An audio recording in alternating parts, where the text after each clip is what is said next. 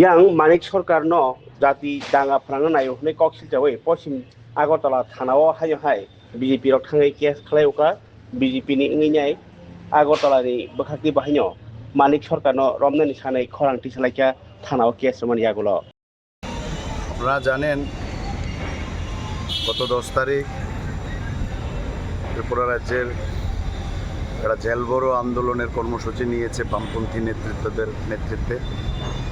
তার মধ্যে আপনাদের সোশ্যাল মিডিয়ার মাধ্যমে আমরা জানতে পারি, শুনতে পাই রাজ্যের প্রাক্তন মুখ্যমন্ত্রী মানিক সরকার মহোদয় ওনার বক্তব্যের মধ্যে কিছু বিষয় তুলে রেখেছেন, যেটা আমাদের মনে হয়েছে এইসব বক্তব্যে ত্রিপুরা রাজ্যের শান্ত পরিবেশকে বিনষ্ট করা একটা চক্রান্তকারী, এবং এই বিষয়টাকে আমরা মাথায় রেখে আমরা চিন্তা করে দেখলাম 2018 সালের পর থেকে ত্রিপুরা রাজ্যে যে একটা শান্তির বাতাবরণ চলছে, এটাকে বিনষ্ট করার লক্ষ্যে রাজনৈতিক চক্রান্ত করছে। এবং 1980 সালে ত্রিপুরা রাজ্যের যে ভয়াবহ জাতি জনজাতির যে পরিবেশ ছিল, এটাকে ওনার উস্কানিমূলক বক্তব্যের মাধ্যমে তার পুনরাবৃত্তি করতে চাইছেন।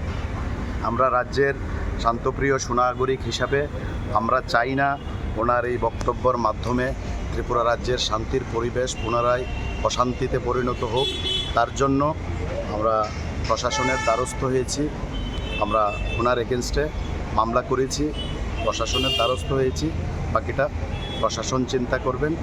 ওনার বক্তব্যর মধ্যে যৌক্তিকতা কতটা রয়েছে সেটা তদন্ত সাপেক্ষে দেখবেন ওরা।